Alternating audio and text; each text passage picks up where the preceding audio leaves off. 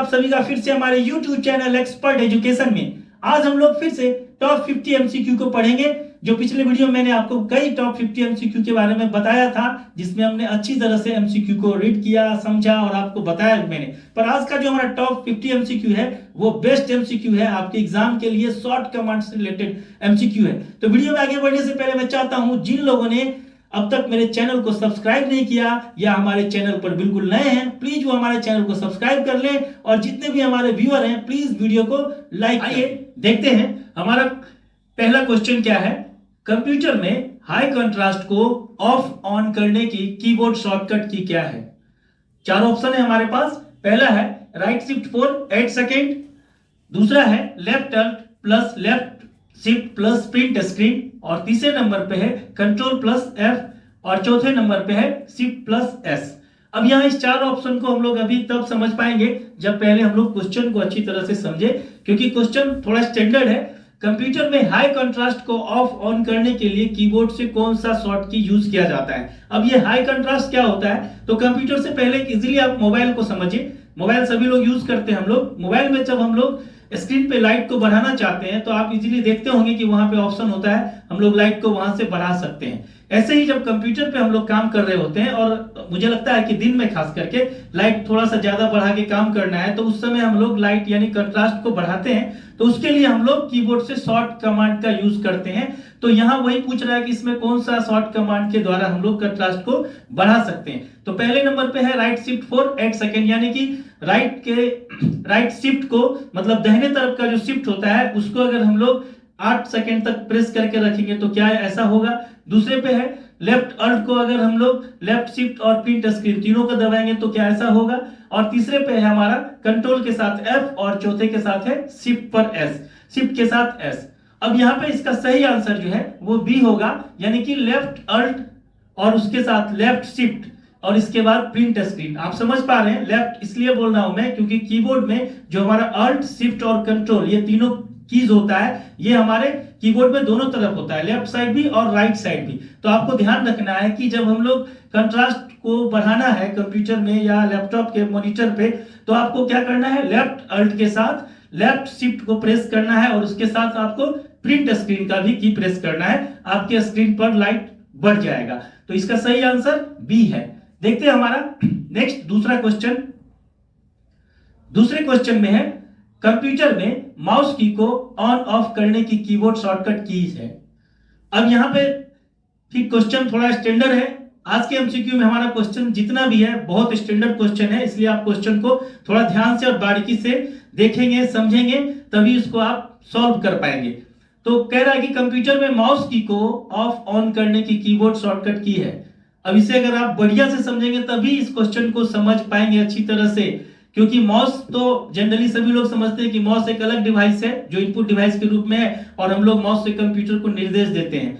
लेकिन यहाँ पे कीबोर्ड से माउस का क्या कनेक्शन है, तो इसको समझना है कि हम लोग जब भी कंप्यूटर पे अगर कभी हम लोग काम कर रहे होते हैं और हमारा माउस में कुछ टेक्निकल प्रॉब्लम आ गया और उस समय हम लोग माउस हमारे पास अवेलेबल नहीं है, तो हम लोग कीबोर्ड से भी माउस का काम कर सकते हैं। इसके लिए हम लोग कीबोर्ड से कौन सा कमांड को यूज कर सकते हैं? तो यहाँ पे चार ऑप्शन है हमारे पास। पहला है right shift for 8 second, left alt plus left shift plus print screen, और तीसरे नंबर पर है left alt left shift plus num lock, और चौथे नंबर पर है शिफ्ट के साथ एस। अब यहाँ पे चारों ऑप्शन में जो हमारा सही आंसर है ये हमारा सी सही आंसर है, जो सी नंबर में है।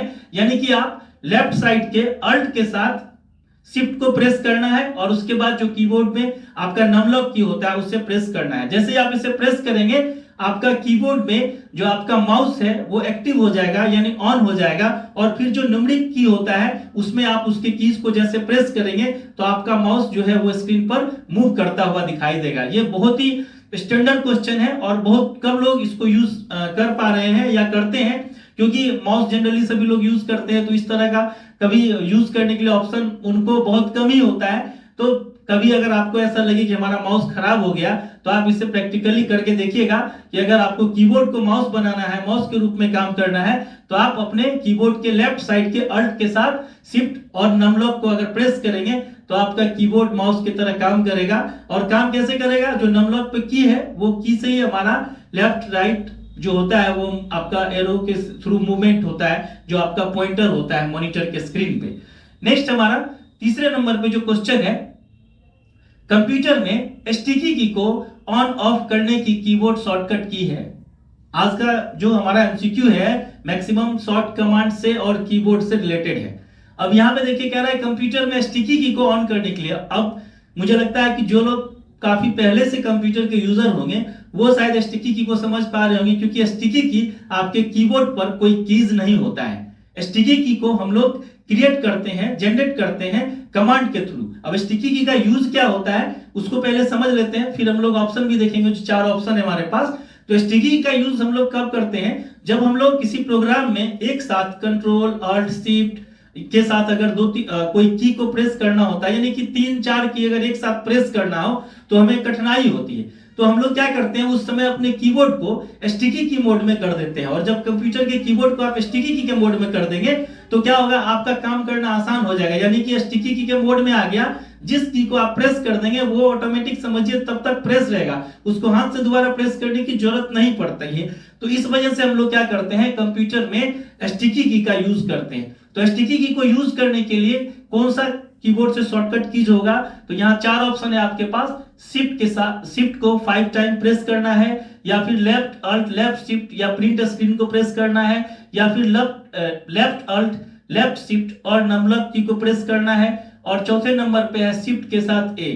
अब आंसर आपका इस 4 ऑप्शन में अगर आप ढूंढना चाहेंगे तो सही आंसर इसका होगा ए। यानी कि जब भी आपको कीबोर्ड से स्टिकी की को क्रिएट करना है तो आप क्या करेंगे, कीबोर्ड में जो आपका शिफ्ट की होता है, ठीक है, उस शिफ्ट की को, लेफ्ट वाले शिफ्ट की को क्या करेंगे, 5 बार प्रेस करेंगे। तो इसका आंसर ये होगा ए में जो हमारा ऑप्शन है, ठीक है, शिफ्ट 5 टाइम। यानी कि शिफ्ट को 5 बार अगर कंटिन्यू आप दबाएंगे तो आपका कीबोर्ड जो है वो स्टिकी की के मोड में आ जाएगा। फिर आप एक साथ 2-3 जो कीज होता है उसको एक बार सिर्फ टच करना है, फिर वो उसी ऑन मोड में रह जाएगा और आप उसको यूज कर सकते हैं। बहुत ही यूजफुल कीबोर्ड कीज होता है जब हम लोग ये स्टिकी की को यूज करते हैं। आप भी कोशिश करके देखिएगा, स्टिकी का यूज करके देखिएगा। तो इसका सही आंसर याद रखेंगे ए होगा, यानी कि स्टिकी की को क्रिएट करने के लिए कीबोर्ड से शिफ्ट को 5 टाइम प्रेस करेंगे। नेक्स्ट हमारा चौथे नंबर पे जो क्वेश्चन है वो क्वेश्चन है, कंप्यूटर में स्टार्ट मेनू ओपन करने की कीबोर्ड शॉर्टकट की क्या है? अभी जनरली कंप्यूटर जब हम लोग ऑन करते हैं तो किसी प्रोग्राम को खोलने के लिए हम लोग क्या करते हैं, सबसे पहले स्टार्ट बटन पे क्लिक करते हैं और फिर जो प्रोग्राम में हमें काम करना होता है उस प्रोग्राम पे क्लिक करके खोलते हैं। तो वो जनरली क्या होता है, जब हम लोग वो माउस से काम करते हैं, यानी कि माउस से स्टार्ट बटन पे क्लिक करते हैं तो हमारे सामने विंडो आता है और फिर उस पे हम लोग प्रोग्राम को सेलेक्ट करते हैं या फिर नीचे सर्च बॉक्स में नाम लिखकर प्रोग्राम का उसको खोलते हैं। लेकिन अगर हमें माउस से काम नहीं करना हो, कीबोर्ड से अगर मुझे वो स्टार्ट बटन को ऑन करके यानी कि विंडो लाना हो ऊपर में प्रोग्राम के अंदर जाने के लिए, तो कौन सा कमांड कीबोर्ड से यूज करेंगे? उसके लिए हमारा यहाँ पे 4 ऑप्शन में एक ऑप्शन को चुनना है। तो पहला है control plus mouse scroll wheel, control plus escape, alt plus F4, alt plus escape. अब इस 4 ऑप्शन में आपको ढूंढना है सही जवाब क्या होगा, यानी कंप्यूटर में स्टार्ट मेन्यू ओपन करने के लिए कौन सा की प्रेस करेंगे कीबोर्ड से। तो सही आंसर होगा इसका बी, कंट्रोल के साथ हम लोग एस्केप को, एस्केप आप समझ पा रहे हैं कीबोर्ड के सबसे टॉप एरिया में होता है लेफ्ट साइड में, यानी कि कंट्रोल की के साथ जब आप एस्केप को प्रेस करेंगे तो आपका ये ऑप्शन ऑन हो जाएगा, यानी कि विंडो आपका स्टार्ट मेन्यू वाला दिखेगा। नेक्स्ट हमारा 5वें नंबर में क्वेश्चन है, कंप्यूटर में run dialogue box lock open करने की कीबोर्ड शॉर्टकट कीज है। अब यहां जब हम लोग कंप्यूटर पे काम करते हैं तो आपको रन के बारे में पता होगा। रन का यूज कब करते हैं, जब भी हमें किसी प्रोग्राम को शॉर्टली यानी इंस्टेंटली खोलना हो तब। सपोज कि अगर मुझे MS वर्ड ओपन करना है तो हम लोग क्या करते हैं, स्टार्ट बटन में जाते हैं और उसके बाद फिर वहां माइक्रोसॉफ्ट ऑफिस, फिर MS वर्ड को सेलेक्ट करते हैं, फिर क्लिक करते हैं, तब हमारा वो प्रोग्राम ओपन होता है। लेकिन अगर मुझे ऐसे ही शॉर्टली अगर कोई प्रोग्राम खोलना हो तो उसके लिए हम लोग रन बॉक्स का यूज करते हैं। और रन का यूज करने के लिए हम लोग कौन सा कमांड यूज करेंगे कि हमारा रन का ऑप्शन हमारे स्क्रीन पे आ जाएगा और वहां उस प्रोग्राम का जो नाम लिखना है वो नाम लिखकर उसको हम लोग ओपन कर सकते हैं। हालांकि नाम में कुछ चेंजेस होता है, जैसे अगर हम लोग को एमएस वर्ड खोलना है तो वहां हम लोग एमएस वर्ड ना लिखकर विन वर्ड लिखते हैं। अब आपको पता चल गया होगा इसमें से कौन सा ऑप्शन सही है। हमारा जो ऑप्शन है, विंडो के साथ डी को प्रेस करेंगे या विंडो के साथ एल को प्रेस करेंगे या विंडो के साथ आर को प्रेस करेंगे या कंट्रोल के साथ अल्ट प्रेस करेंगे। तो सही आंसर इसका होगा सी, यानी विंडो के साथ जब आर को आप प्रेस करेंगे तो रन बॉक्स आपके सामने स्क्रीन पर होगा और वहां पे आप जो प्रोग्राम खोलना चाहते हैं उसका आप वहां नाम लिख देंगे और आपका प्रोग्राम ओपन हो जाएगा। तो नेक्स्ट हमारा देखते हैं छठे नंबर पे क्वेश्चन क्या है। छठे में क्वेश्चन है, कंप्यूटर में किसी भी सॉफ्टवेयर को जूम इन करने की कीबोर्ड शॉर्टकट कीज है। अब यहाँ पे 4 ऑप्शन है। विंडोज बटन के साथ प्लस प्लस, यानी कि विंडोज के साथ मुझे प्लस प्लस प्रेस करना होगा, या फिर मुझे विंडोज बटन के साथ एल प्रेस करना होगा, विंडोज के साथ माइनस प्रेस करना होगा, या फिर कंट्रोल के साथ अल्ट प्रेस करना होगा। अब इस चारों ऑप्शन को आप अभी तभी समझ पाएंगे इसमें सही आंसर कौन सा होगा जब आप इस क्वेश्चन को अच्छी तरह से समझ पाएंगे। क्योंकि जनरली हम लोग प्रोग्राम में जब काम करते हैं तो प्रोग्राम के अंदर अगर मुझे किसी भी टेक्स्ट को या इमेज को जूम करना होता है तो वहां पे हम लोग उस प्रोग्राम के अंदर का जो कमांड होता है उसको यूज करते हैं। एग्जांपल के लिए अगर हम लोग फोटोशॉप में काम कर रहे हैं तो वहां अगर किसी इमेज को बड़ा करना होता है तो कंट्रोल के साथ हम लोग प्लस प्रेस करते हैं, अगर जूम आउट करना है तो माइनस प्रेस करते हैं। ऐसे ही ये तो हमारा प्रोग्राम के अंदर होता है, लेकिन अगर जो हमारा स्क्रीन है, विंडोज है, उस विंडो को अगर हम लोग चाहे जूम आउट या जूम इन करने के लिए तो वहां उसके लिए भी शॉर्ट कमांड होता है। तो हमारा क्वेश्चन है यहाँ पे, किसी भी सॉफ्टवेयर को कीबोर्ड से कैसे हम लोग जूम इन करते हैं। जूम इन मतलब आप समझ पा रहे होंगे, इनलार्ज करना, बड़ा करना।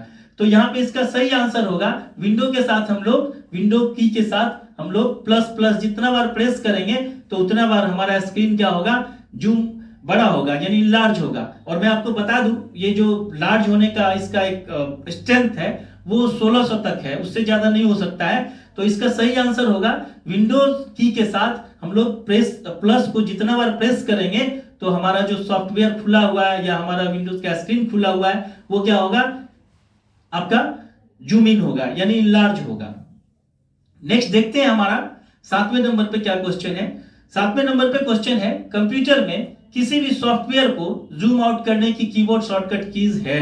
अब देखिए यहाँ पे अभी जो क्वेश्चन था उसका अपोजिट उल्टा क्वेश्चन आ गया। अभी वहां पे था जूम इन करने के लिए, अब यहाँ जूम आउट करने के लिए। आप पहले क्लियर हो लीजिए कि जूम इन मतलब हमारा स्क्रीन को इनलार्ज करना, बड़ा करना, ठीक है, और जूम आउट का मतलब स्क्रीन को छोटा करना, ठीक है। तो यहाँ पे कह रहा है कि कंप्यूटर में किसी सॉफ्टवेयर में अगर काम कर रहे हैं या फिर अगर हमारा विंडो ही है तो उसको हम लोग कैसे जूम आउट करेंगे, यानी कि कम कैसे करेंगे, जो है एक्चुअल साइज में उससे भी कम कैसे देखने के लिए कम करेंगे।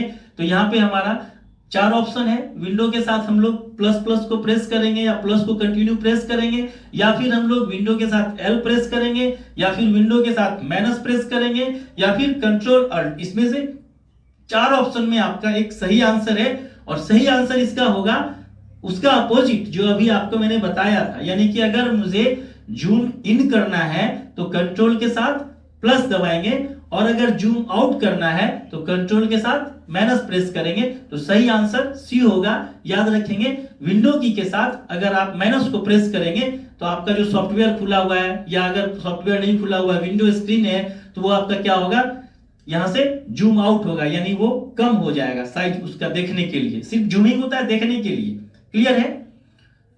सही आंसर सी होगा, याद रखेंगे। नेक्स्ट हम लोग 8वें नंबर क्वेश्चन को देखते हैं। 8वां नंबर का क्वेश्चन है हमारा, कंप्यूटर में किसी भी सॉफ्टवेयर को राइट साइड में ले जाने के लिए कीबोर्ड शॉर्टकट कीज है।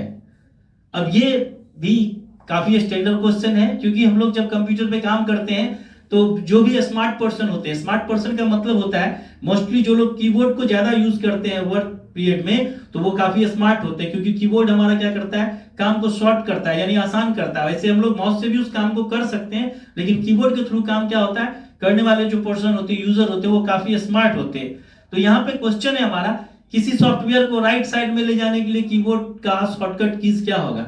अब सॉफ्टवेयर अगर आप मान लीजिए कि एक साथ मल्टीपल आपने प्रोग्राम खोल रखा है, एक साथ आपने 2 प्रोग्राम खोल रखा है, सपोज इधर आपने MS वर्ड खोल रखा है और उसी के साथ आपने गूगल क्रोम भी खोल रखा है। तो अब आपका जो अभी MS वर्ड है वो लेफ्ट साइड में है और क्रोम आपका यानी इंटरनेट का कोई आप अगर आपने कुछ खोल के रखा है तो वो आपका राइट साइड में। तो अगर आपको उसको लेफ्ट या राइट करना है तो उसके लिए हम लोग कौन सा कमांड यूज करेंगे? तो 4 ऑप्शन आपके साथ है। पहला है कि विंडो की के साथ क्या एरो प्रेस करेंगे, क्या विंडो बटन के या की के साथ हम लोग लेफ्ट एरो प्रेस करेंगे, विंडो के साथ डाउन एरो प्रेस करेंगे, या फिर हम लोग विंडो के साथ अप एरो प्रेस करेंगे। अब देखिए यहाँ जो चारों ऑप्शन है, चारों ऑप्शन अपने आप में एग्जैक्टली राइट है, लेकिन आपको यहाँ क्वेश्चन समझना है कि क्वेश्चन क्या कह रहा है कि विंडो कंप्यूटर में किसी सॉफ्टवेयर को अगर राइट साइड में ले जाने के लिए मुझे कौन सा कीबोर्ड का शॉर्टकट की यूज करना होगा। तो ध्यान रखेंगे, जब भी मुझे किसी सॉफ्टवेयर को वर्किंग पीरियड में काम करते समय अगर हमारा सॉफ्टवेयर खुला हुआ है, एक साथ 2-3 सॉफ्टवेयर खुला हुआ है, जिस सॉफ्टवेयर को मुझे दाहिने तरफ ले जाना है तो उस सॉफ्टवेयर को क्या करेंगे, विंडो के साथ राइट एरो अगर आप प्रेस करेंगे तो वो सॉफ्टवेयर हमारा दाहिने तरफ चला जाएगा, ठीक है, और जो दाहिने तरफ है वो बाएं तरफ आ जाएगा। ऐसा ही है, अगर विंडो के साथ अगर लेफ्ट को दबाएंगे तो वो हमारा लेफ्ट की तरफ जाएगा। तो यहाँ क्वेश्चन कह रहा है कि हमारा जब कंप्यूटर पे हम काम करेंगे तो हमारा सॉफ्टवेयर को जो खुला हुआ प्रोग्राम है उसको राइट साइड ले जाने के लिए कौन सा की प्रेस करेंगे। तो सही आंसर आप समझ में आ गया होगा आपको कि इसका सही आंसर होगा विंडो बटन के साथ राइट एरो, यानी कि विंडो की के साथ आपको राइट एरो की प्रेस करना है तो आपका जो प्रोग्राम है वो राइट साइड में आ जाएगा।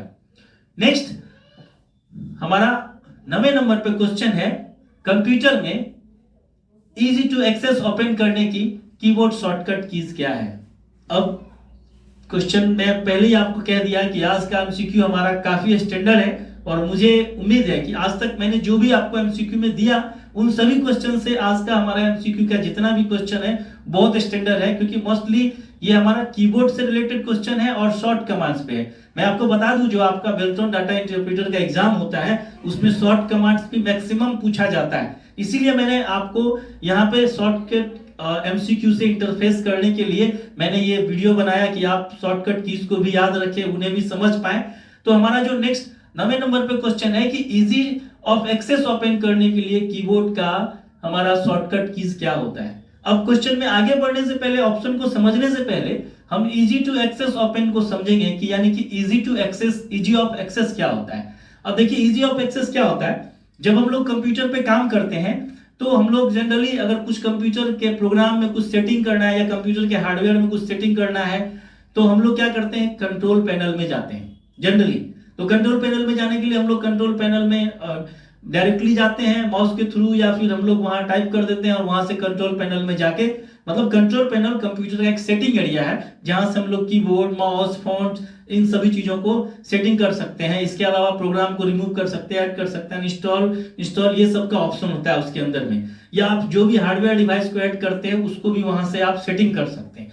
तो इजी टू एक्सेस में क्या होता है, जनरली जब आप कंप्यूटर पे काम करते हैं उस समय आपको मान लीजिए कंप्यूटर में कोई टेक्स्ट के साइज को बढ़ाना है। कौन सा टेक्स्ट, प्रोग्राम के अंदर का टेक्स्ट नहीं, आपके स्क्रीन पर जो टेक्स्ट का साइज होता है, सपोज कोई प्रोग्राम का आइकन है उसका जो टेक्स्ट का साइज है उसको बढ़ाना है, या फिर उसके स्क्रीन के लाइट को बढ़ाना है। तो एक साथ ये सब हमारा कई ऑप्शन जो है वो इजी ऑफ एक्सेस के अंदर होता है। तो अगर आपको इजी ऑफ एक्सेस डायरेक्ट उसके अंदर जाना है बिना कंट्रोल पैनल में गए हुए, अगर आप कंट्रोल पैनल में जाएंगे तो वहां ये मिलेगा, लेकिन मुझे कंट्रोल पैनल में नहीं जाना है, सीधा कीबोर्ड से शॉर्ट कमांड के थ्रू इजी ऑफ एक्सेस में जाके हमें जो भी सेटिंग चेंज करना है वहां से सेटिंग चेंज कर सकते हैं। तो उसके लिए हमारा शॉर्ट कमांड क्या होगा, तो इसका शॉर्ट कमांड यहाँ पे 4 ऑप्शन है हमारे साथ कि विंडो के साथ अगर हम लोग राइट एरो प्रेस करेंगे, क्या हम लोग विंडो के साथ यू प्रेस करेंगे, क्या हम लोग विंडो के साथ डाउन एरो प्रेस करेंगे, क्या हम लोग विंडो के साथ अप एरो प्रेस करेंगे। तो इसका सही आंसर बी होगा, यानी विंडोज बटन के साथ हम लोग, विंडोज की के साथ हम लोग यू को प्रेस करेंगे तो हमारा इजी ऑफ एक्सेस ओपन हो जाएगा और वहां से हम कंप्यूटर के अंदर का सेटिंग को चेंज कर सकते हैं। नेक्स्ट हमारा 10वें नंबर पे जो क्वेश्चन है, देखते हैं हमारा 10वें नंबर पे क्वेश्चन है, कंप्यूटर में न्यू विंडो ओपन करने के लिए कीबोर्ड से शॉर्टकट की यूज करते हैं।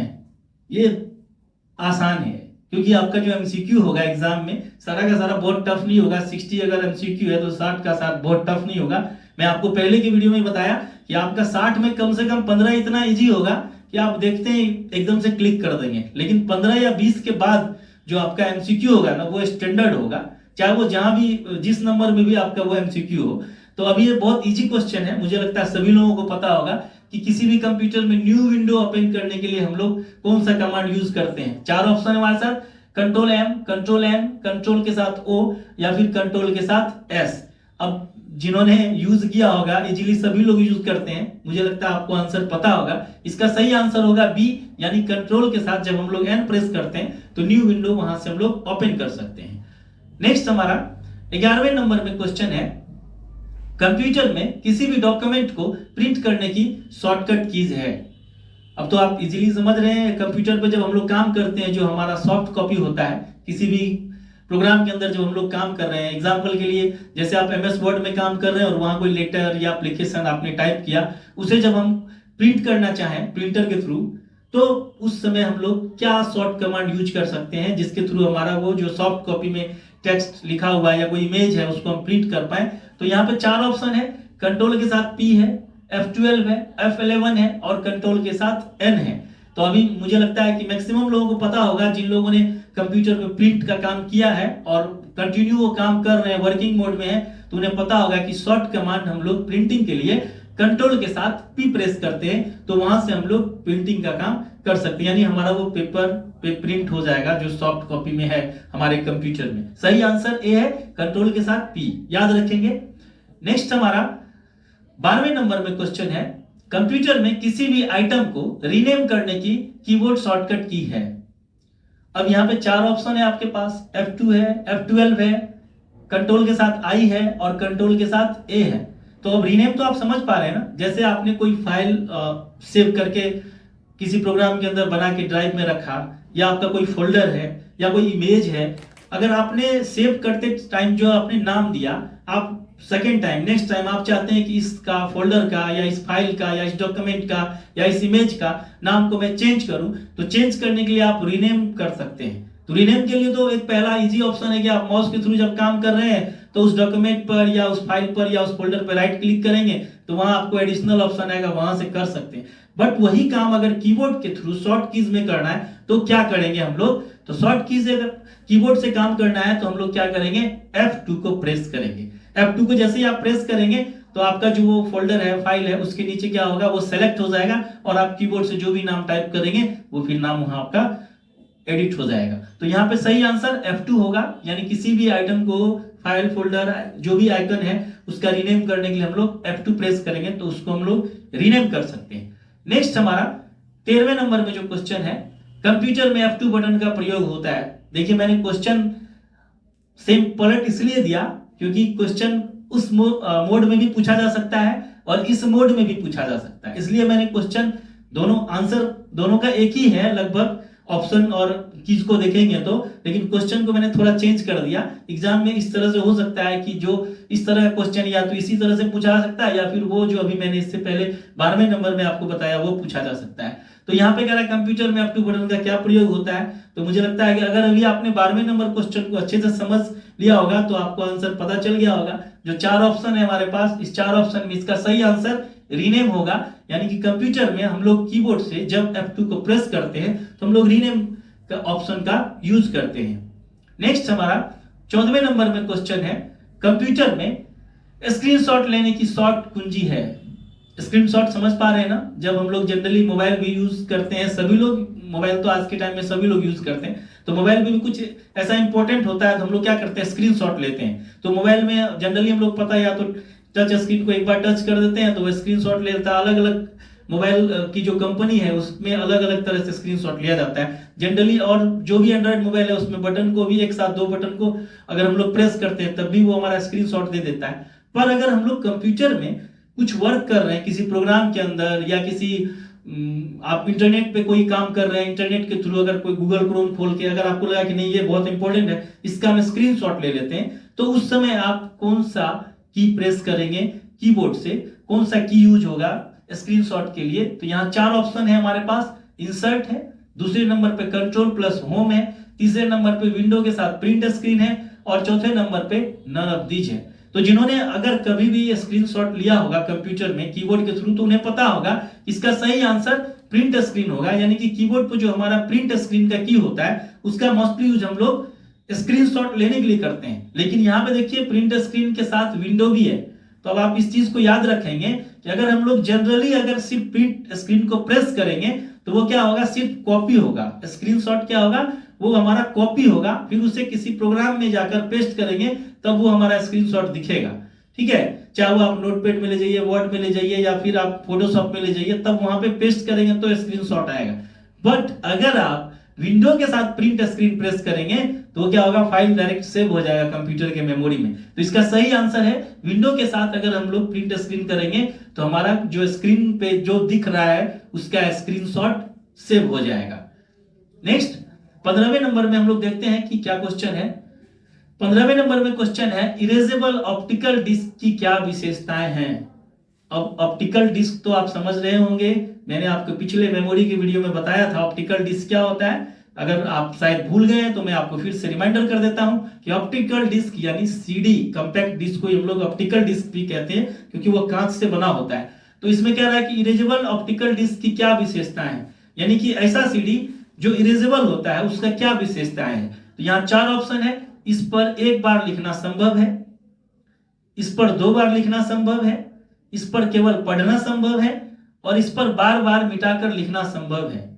तो यहाँ पे अगर आप इसके सही ऑप्शन को अच्छे से पढ़ेंगे तो यहाँ पे आपका 4 ऑप्शन में जो सही आंसर है, इरेजेबल का मतलब ही होता है कि बार बार हम लोग उसको इरेज कर सकते हैं डाटा को और फिर से उस पे डाटा को हम लोग राइट कर सकते हैं। तो सही आंसर होगा डी, इस पर बार बार मिटा कर लिखना संभव है। इरेजेबल जो भी सीडी होगा उस पे हम लोग बार बार डाटा को इरेज कर सकते हैं और फिर बार बार डाटा को राइट कर सकते हैं। तो सही आंसर डी है, याद रखेंगे। नेक्स्ट 16वें नंबर में हमारा क्वेश्चन है, एलसीडी से तात्पर्य है। एलसीडी तो सभी लोग समझ रहे होंगे क्योंकि मैंने पिछले वीडियो में आपको आउटपुट डिवाइस में मॉनिटर के बारे में पढ़ाया था। ये मॉनिटर का ही एक टाइप है एलसीडी। अब यहाँ पे एलसीडी का तात्पर्य का मतलब एलसीडी का फुल फॉर्म पूछ रहा है कि फुल फॉर्म क्या होगा। तो यहाँ पे 4 ऑप्शन है, liquid crystal display, liquid cathode display, letter crystal display and none of these. अब यहाँ पे मुझे लगता है इजीली बहुत सारे लोगों को पता होगा क्योंकि इजी क्वेश्चन है हमारा ये। एलसीडी का फुल फॉर्म होता है liquid crystal display. Clear. Next हम देखते हैं 17वें नंबर में हमारा क्या क्वेश्चन है, C is what kind of language. C जो है आपको पता होगा प्रोग्रामिंग लैंग्वेज का नाम है सी, ये किस तरह का लैंग्वेज है। अब 4 ऑप्शन है, आपको इसमें चुनना है कि इसमें क्या आंसर होगा। An assembly language, assembly language है। Third generation high level language, क्या ये third generation high level language है, या फिर मशीनी लैंग्वेज है, या फिर फीचर लैंग्वेज है। तो इसका सही आंसर होगा ए मशीनी लैंग्वेज। सी जो है हमारा ये मशीनी लैंग्वेज होता है। क्लियर है। अगर आप लोगों ने लैंग्वेज के बारे में थोड़ा भी सॉफ्टवेयर चैप्टर में पढ़ा होगा तो आपको पता चल गया होगा कि सी हमारा किस तरह का लैंग्वेज है। तो ये एक मशीनी लैंग्वेज है। बढ़ते हैं हम लोग नेक्स्ट क्वेश्चन की तरफ। 18वें नंबर में हमारा क्वेश्चन है, identify the device through which data and instruction are entered into a computer. अब देखिए थोड़ा सा इंग्लिश में क्वेश्चन आ गया तो इसको समझिए कि कह रहा है कि ऐसा कौन सा डिवाइस है जिसके थ्रू हम लोग किसी डाटा को इंस्ट्रक्शन देने का काम करते हैं, या वो किस तरह का ऑप्शन होगा यहाँ पे। तो 4 ऑप्शन है, software, output device, input device और none of these. Question standard है, इसको थोड़ा सा अच्छे तरह से समझिए आप कि किस तरह का डिवाइस है जिसके थ्रू हम लोग डाटा या किसी निर्देश को अंदर भेजने का काम करते हैं कंप्यूटर में। तो इजीली आप समझ रहे होंगे जो हमारा इसमें इनपुट डिवाइस है, इनपुट डिवाइस में क्या होता है, इनपुट डिवाइस के थ्रू हम लोग कंप्यूटर में डाटा को इनपुट करते हैं या किसी इंस्ट्रक्शन को इनपुट करते हैं। तो सही आंसर होगा इसका इनपुट डिवाइस। नेक्स्ट हम लोग देखते हैं 19वें नंबर में क्या क्वेश्चन है। 19वें नंबर में क्वेश्चन है, computer monitor is also known, यानी कि कंप्यूटर का जो मॉनिटर है उसे इस नाम से भी जाना जाता है। तो 4 ऑप्शन है, डीवीयू, यूवीडी, वीडीयू एंड सीसीटीवी। अगर आपने आउटपुट डिवाइस में मॉनिटर को अच्छी तरह से समझा होगा मेरे वीडियो में तो मुझे लगता है कि यहाँ कोई कंफ्यूजन नहीं होगा आपको और सही आंसर आपको पता चल गया होगा। इसका सही आंसर है हमारा वीडीयू, यानी कि कंप्यूटर के मॉनिटर को हम लोग मॉनिटर के अलावा वीडीयू के भी नाम से जानते हैं। वीडीयू यानी विजुअल डिस्प्ले यूनिट ऐसी इकाई जो दृश्य को प्रदर्शित करता है ऑन स्क्रीन, उसे हम लोग मॉनिटर कहते हैं, या मॉनिटर को दूसरे नाम से हम लोग वीडियो के नाम से जानते हैं। क्लियर है? सही आंसर सी यानी वीडियो। नेक्स्ट हमारा 20वें नंबर में क्वेश्चन है, arrange in ascending order the unit of memory, TB, KB, GB and MB. अब ये यहाँ पे आप टीबी, केबी, एमबी, जीबी को समझ पा रहे हैं ये क्या है, यानी कि मेमोरी को मापने की इकाई जो है हमारा, ये हमारा मेजरमेंट का इकाई है। मोस्टली सभी लोग समझ पा रहे होंगे जिन्होंने मेमोरी चैप्टर को पढ़ा होगा। तो यहाँ पे क्या रहा है, इसे असेंडिंग ऑर्डर में करेंगे तो यहाँ पे टीबी, केबी, एमबी, जीबी का असेंडिंग ऑर्डर में क्या हो सकता है, यानी कि नीचे से क्या होगा, ठीक है, आरोही क्रम में। तो 4 ऑप्शन है आपके पास, चारों ऑप्शन को अगर आप ध्यान से देखेंगे तो आपको पता चल जाएगा इसमें सबसे कम, फिर उससे ऊपर, फिर उससे ऊपर। तो सही आंसर इसका सी होगा, यानी किलोबाइट, फिर मेगाबाइट, फिर गीगाबाइट, फिर टेराबाइट। मैं बता दूं कि टेराबाइट से ऊपर भी होता है, एक्साबाइट होता है, योटाबाइट होता है, पेटाबाइट होता है, पर आपके ऑप्शन में यहाँ टेराबाइट तक है। तो ये आरोही क्रम में जो है हमारा इसका ये किलोबाइट, मेगाबाइट और गीगाबाइट, टेराबाइट सही आंसर है, याद रखेंगे असेंडिंग क्रम में सी आंसर। नेक्स्ट हमारा अगला क्वेश्चन 21वें नंबर पे है, the output saw on computer monitor is called. 4 option है हमारे पास, video, hard copy, soft copy, screen copy. Question को आप अच्छी तरह से समझ लिए होंगे। क्वेश्चन कह रहा है कि हमारे कंप्यूटर के मॉनिटर पे आउटपुट में क्या दिखता है। तब यहाँ 4 ऑप्शन में आपको चुनना है, क्या दिखता है, क्या वीडियो दिखता है, या फिर हार्ड कॉपी दिखता है, या फिर सॉफ्ट कॉपी दिखता है, या फिर स्क्रीन कॉपी दिखता है। तो इजीली सभी लोगों को पता होगा कि जब अभी हम लोग कंप्यूटर पे काम करते हैं तो किसी प्रोग्राम के अंदर, एग्जांपल के लिए लेते हैं जैसे हम लोग एमएस वर्ड में काम कर रहे हैं, तो एमएस वर्ड में अगर हम लोग कोई लेटर या एप्लीकेशन या कोई फॉर्मेट बना रहे हैं, कोई डायग्राम बना रहे हैं, तो वो जो हमें स्क्रीन पर दिख रहा है तो वो मुझे सॉफ्ट कॉपी के रूप में दिखता है। तो यही यहाँ पे क्वेश्चन कर रहा है कि जब काम करते हैं हम लोग कंप्यूटर पे तो मॉनिटर पे हमें क्या दिखता है। तो सही आंसर इसका होगा सॉफ्ट कॉपी, यानी जब भी हम लोग काम करेंगे मॉनिटर पे तो हमारे स्क्रीन पे किसी प्रोग्राम को खोल के जब काम कर रहे हैं तो वहां हमें वो सॉफ्ट कॉपी के रूप में दिखेगा। नेक्स्ट हमारा 22वें नंबर में क्वेश्चन है, 8 बिट्स मेकअप 1 डैश, यानी कि 8 बिट जो है वो इस 4 ऑप्शन में क्या सही होगा, 8 बिट के बराबर क्या होता है। तो लिखा हुआ है byte, megabyte, kilobyte and none. तो आपको पता होगा कि हमारा जो 8 बिट्स होता है वह 1 बाइट के बराबर होता है। यहाँ पे वही 1 लिख के डैश दिया हुआ है, तो 8 बिट्स इक्वल टू 1 बाइट। तो सही आंसर इसका ए होगा, यानी बाइट। नेक्स्ट हम लोग देखते हैं 23वें नंबर पे हमारा क्वेश्चन है, which is not a function of micro processor, यानी कि माइक्रो प्रोसेसर हमारा कौन सा फंक्शन नहीं करता है। पहला हमारा ऑप्शन है control the rest of computer component, दूसरा है keep the system unit cool, तीसरे पे है interpreter instructions given by software, और चौथे पे है प्रोसेसिंग डाटा। अब यहाँ पे आपको सभी लोगों को पता होगा जो माइक्रो प्रोसेसर कंप्यूटर का होता है यानी सीपीयू, वो क्या काम करता है। तो यहाँ पे पूछ रहा है कि इस 4 ऑप्शन में ऐसा कौन सा ऑप्शन है जो नहीं वाला ऑप्शन है, जो नहीं करता है। तो सही आंसर इसका होगा keep the system unit cool, यानी माइक्रो प्रोसेसर जो है कंप्यूटर की किसी इकाई को ठंडा नहीं करता है। तो इसका सही आंसर बी होगा, यानी यहाँ पे ये माइक्रो प्रोसेसर का काम नहीं है। बाकी जो भी यहाँ ऑप्शन है वो सब माइक्रो प्रोसेसर से रिलेटेड वर्क है, इसलिए इसका सही आंसर बी होगा, यानी कि सिस्टम के यूनिट को कूल नहीं करता है, ठंडा नहीं करता है। नेक्स्ट हमारा 24वें नंबर पे क्वेश्चन है, इन PowerPoint the header and footer button can be found on the insert tab in what group।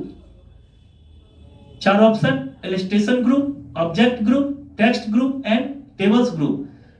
देखिए इस तरह का भी क्वेश्चन हमारे एमसीक्यू में रहता है। अगर आप पिछले प्रीवियस एमसीक्यू को देखेंगे जो पिछले बेल्ट्रॉन के एग्जाम में पूछा गया, तो वहां पे इस तरह का भी क्वेश्चन था, या कोई टूल है या कोई ऑब्जेक्ट है उसके बारे में पूछ रहा है किस ग्रुप में है, मोस्टली टूल के बारे में।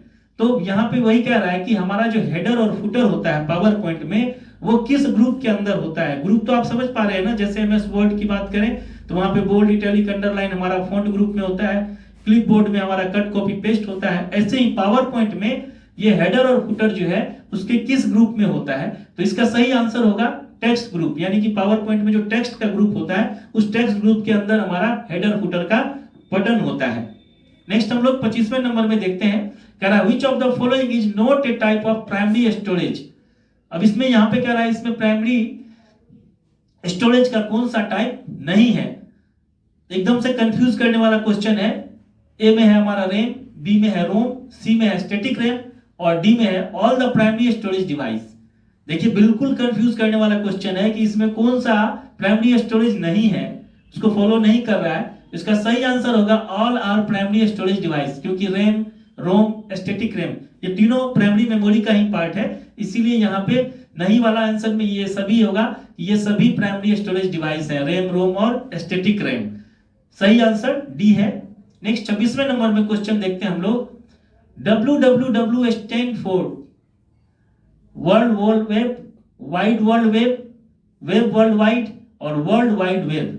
अब www का आपने नाम सुना होगा, ये हमारे इंटरनेट के चैप्टर से रिलेटेड है। www का फुल फॉर्म क्या होता है? मोस्टली मुझे लगता है मैक्सिमम लोगों को पता होगा कि www का फुल फॉर्म क्या होता है। तो इसका सही आंसर होगा वर्ल्ड वाइड वेब, यानी www का पूरा नाम होता है world wide web. Clear. Next हमारा 27वें नंबर में क्वेश्चन है, which of the following are components of central processing unit. यानी कि यहाँ 4 ऑप्शन में पूछ रहा है, इस चारों ऑप्शन में कौन सा सीपीयू का कंपोनेंट्स है, यानी उसका यूनिट इकाई है। तो अब यहाँ पे पहले में है अर्थमेटिकल लॉजिकल यूनिट माउस, दूसरे में arithmetical logical unit control unit, तीसरे में arithmetical logical unit integrated circuit और चौथे में है कंट्रोल यूनिट। अगर आप ऑप्शन को अच्छी तरह से देखेंगे तभी इसका आपको आंसर सही दिखेगा, और इसका सही आंसर है बी, यानी arithmetical logical unit and control unit, क्योंकि ये दोनों इसका पार्ट है। और ये यहाँ पे जो दिया हुआ अर्थमेटिकल लॉजिकल यूनिट माउस, तो माउस तो होगा नहीं क्योंकि ये सिर्फ हमारे प्रोसेसर का पार्ट है नहीं। यहाँ भी इंटीग्रेटेड सर्किट, ये प्रोसेसर का पार्ट नहीं है, और कंट्रोल यूनिट है तो यहाँ सिंगल है, तो डबल में यहाँ पे arithmetical logical unit and control unit, ये इसका सही आंसर है, यानी कि बी नंबर का, 27वें का बी।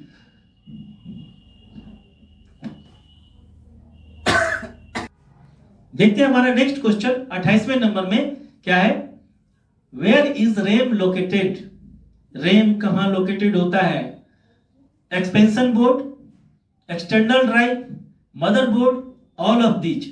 अब जरा क्वेश्चन को आप समझ पा रहे होंगे तो आंसर भी समझ में आ गया हो कि रैम हमारा कहां रहता है। इजी है, बहुत आसान सा जवाब है इसका, मदरबोर्ड पे, यानी सी इसका सही आंसर है।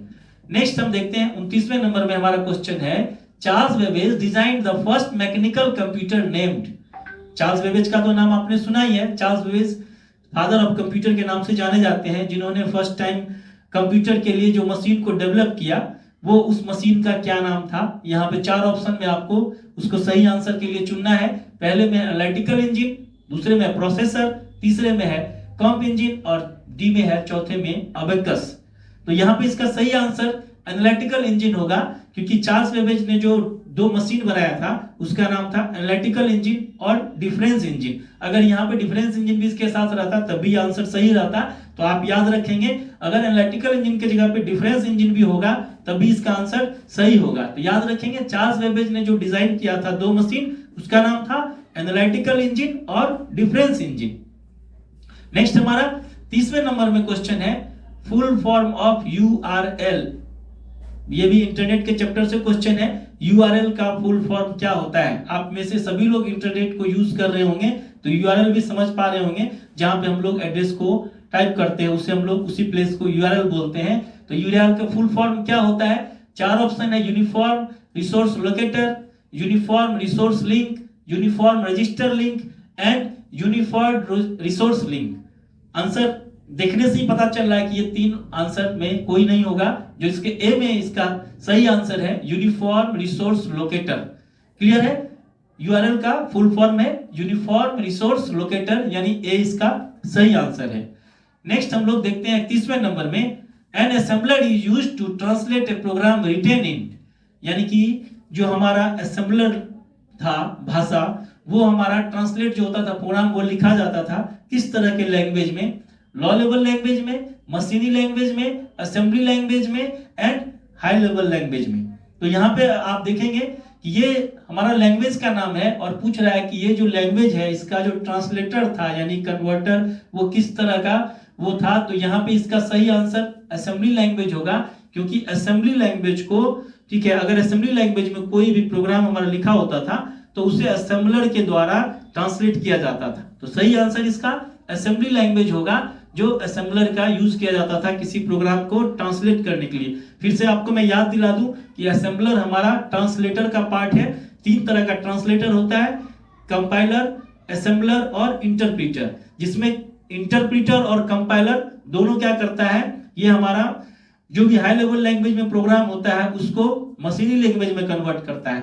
पर जो हमारा असेंबलर है ये क्या करता है, जो असेंबली लैंग्वेज में प्रोग्राम होता है वो उसको मशीनी लैंग्वेज में चेंज करता है। तो यहाँ पे वही है कि असेंबलर जो है, ये ट्रांसलेटर जो असेंबलर है वो क्या काम करता है, तो असेंबली लैंग्वेज को मशीनी लैंग्वेज में चेंज करता है। सही आंसर सी यानी असेंबली लैंग्वेज। नेक्स्ट हमारा 32 में क्वेश्चन है, which level language is assembly language, यानी कि असेंबली लैंग्वेज जो था वो किस तरह का लैंग्वेज था। High level language programming language, medium level programming language, low level programming language and मशीनी लैंग्वेज।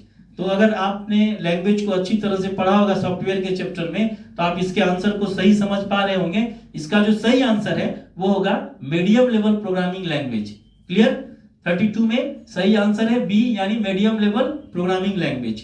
नेक्स्ट हम लोग देखते हैं 33 में हमारा क्वेश्चन है, documents, movie, images and photographs etc are stored at a, यानी कि हमारा जो कोई फिल्म होता है या कोई इमेज होता है, फोटो होता है या कोई फोटोग्राफ्स होता है वो कहाँ स्टोर्ड होता है।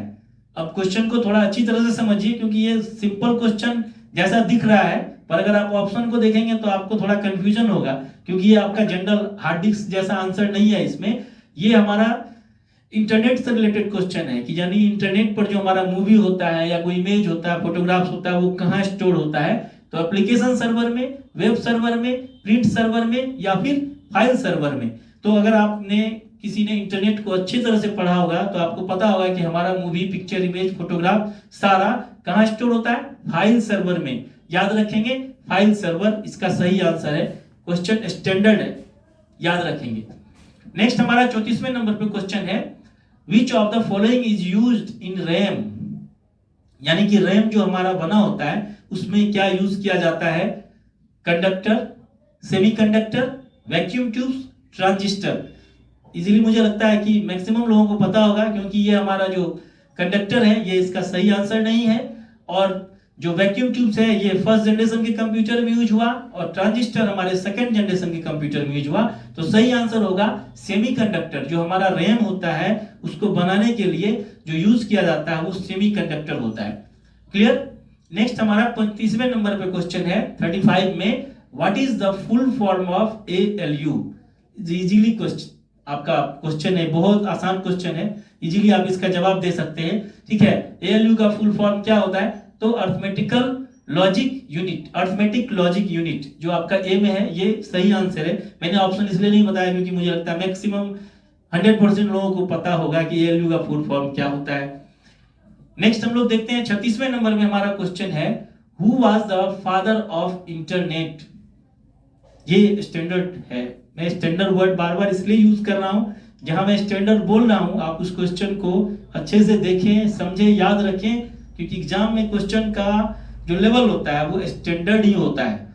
ठीक है, जिसे आप बहुत आसानी से क्लिक नहीं कर सकते हैं। तो यहाँ पे कह रहा है इंटरनेट के फादर कौन है, 4 ऑप्शन है, Charles Babbage, Vint Cerf, Dennis Ritchie and Martin Cooper.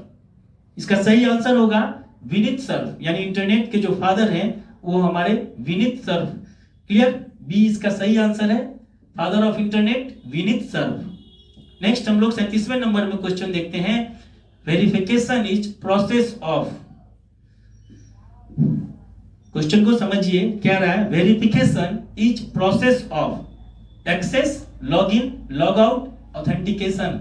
यानी कि जब हम लोग कंप्यूटर पे काम करते हैं, मोस्टली इंटरनेट पर जब हम लोग इस तरह का कोई काम कर रहे हैं तो जो वेरिफिकेशन होता है वो क्या होता है, वो किस तरह का प्रोसेस होता है।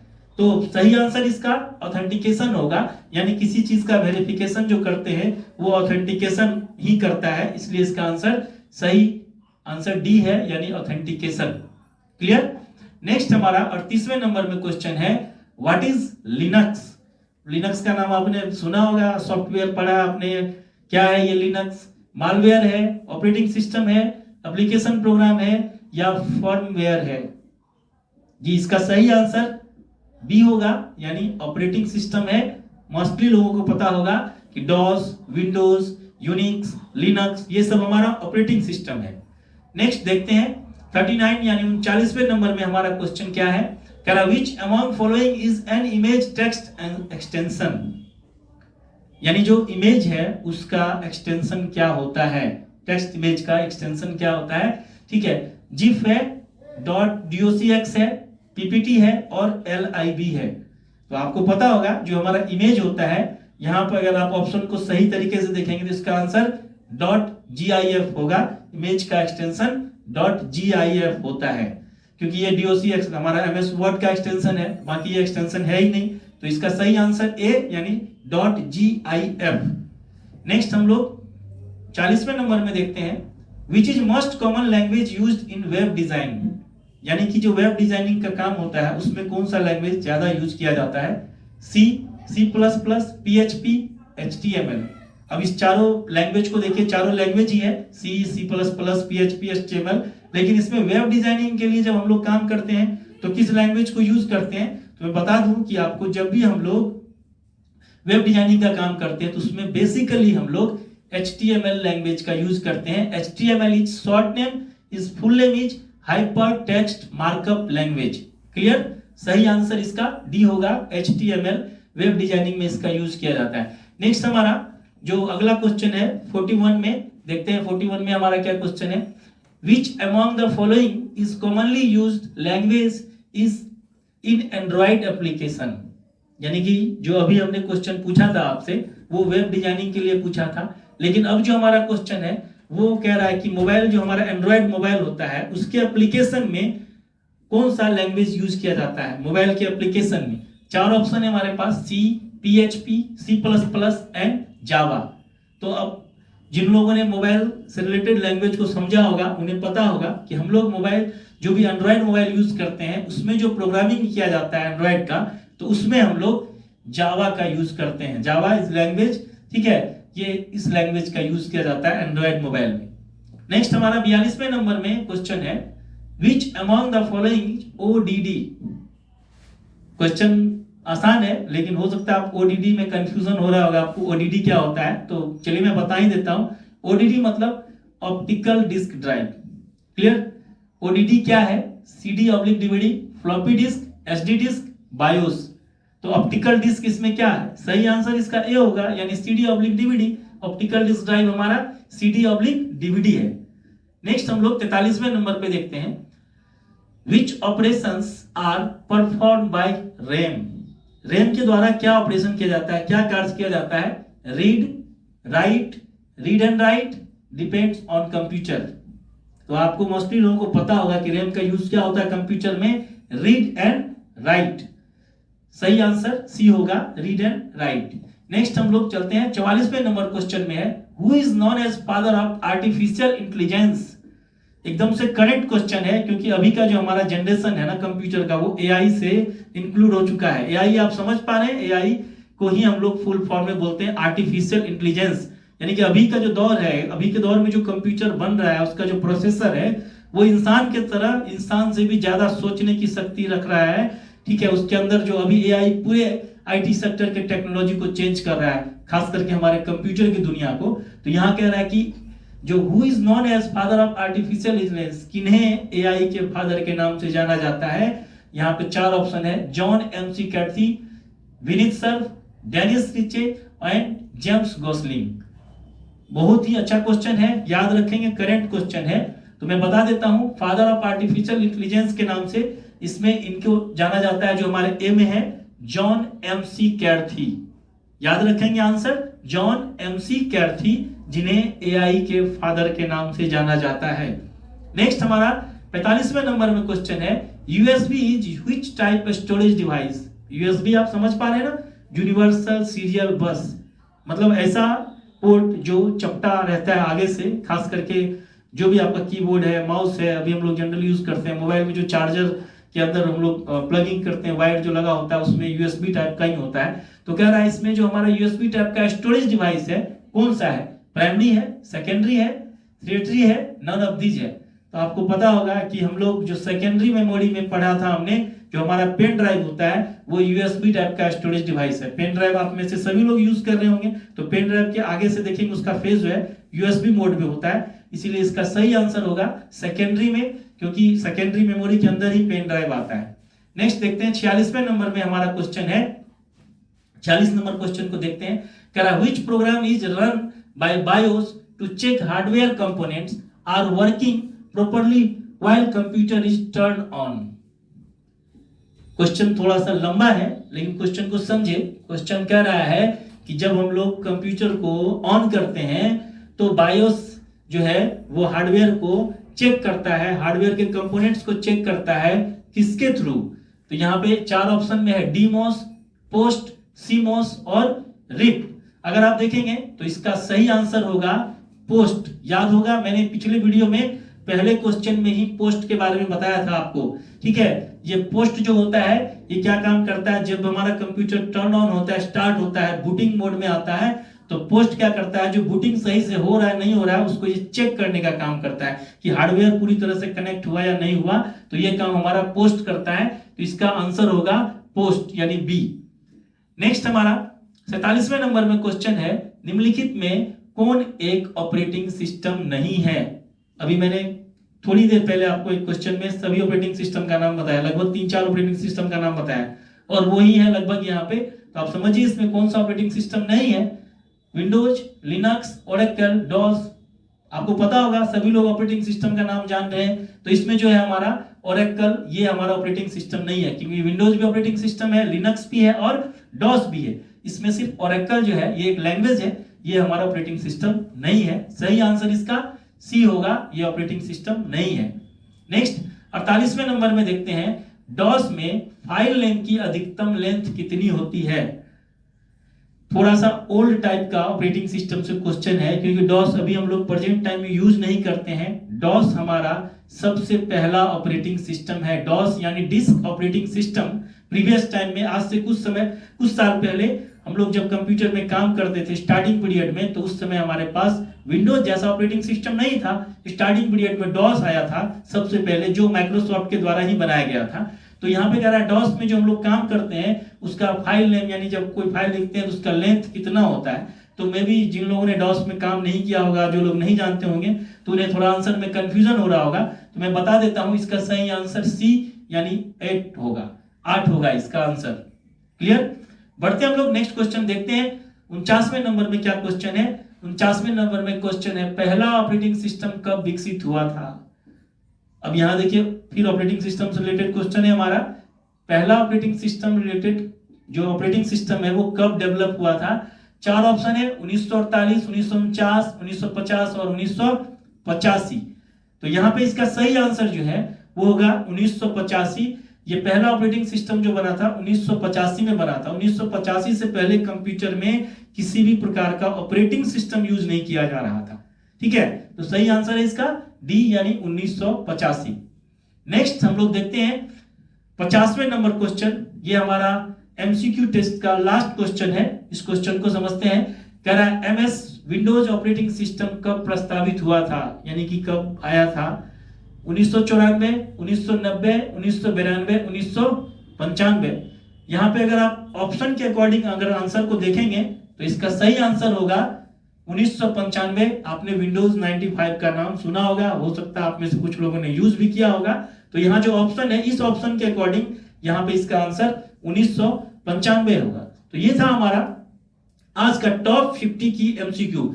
उम्मीद है कि आपने अब तक जितना भी हमारे एमसीक्यू का वीडियो देखा होगा, मुझे उम्मीद है कि आज का जो हमारा एमसीक्यू है वो उन सभी एमसीक्यू से टॉप और बेस्ट एमसीक्यू है। और आपसे मुझे ये उम्मीद है कि आप जब वीडियो को देखेंगे तो जितने भी एमसीक्यू को मैंने आपके सामने लाया वीडियो में, आप उसे अच्छी तरह से याद रखेंगे, ताकि एग्जाम में वो आपके लिए बेस्ट हो और आपके लिए एग्जाम में अच्छा साबित हो। ठीक है, मिलते हैं नेक्स्ट वीडियो में।